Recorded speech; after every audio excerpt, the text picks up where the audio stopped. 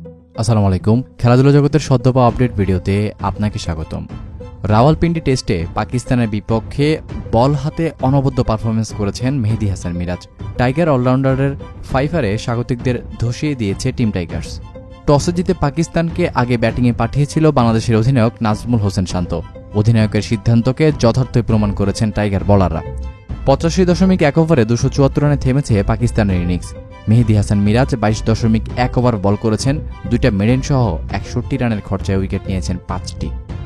17 ওভারে 2 মেডেন সহ 57 রান খরচায় 3 উইকেট নিয়েছেন তাসকিন আহমেদ। এছাড়া সাকিব আল হাসান ও নাহিদ রানা 1টি করে উইকেট নিয়েছেন। পাকিস্তানের হয়ে 50 পেয়েছেন 3 জন ব্যাটার।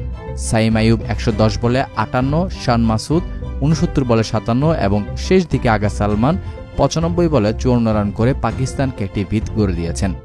বাকিদের মধ্যে বাবর আজম 31, মোহাম্মদ রিজওয়ান 29 রান করেছেন। এমন রানের টার্গেটে খেলতে নেমে দ্বিতীয় দিনের তৃতীয় সেশনে 2 ওভার ব্যাটিং করেছে বাংলাদেশ, যেখানে 10 রান স্কোরবোর্ডে তুলতে সক্ষম হয়েছে। এই ছিল দর্শক আমার হাতে থাকা সর্বশেষ খেলার আপডেট।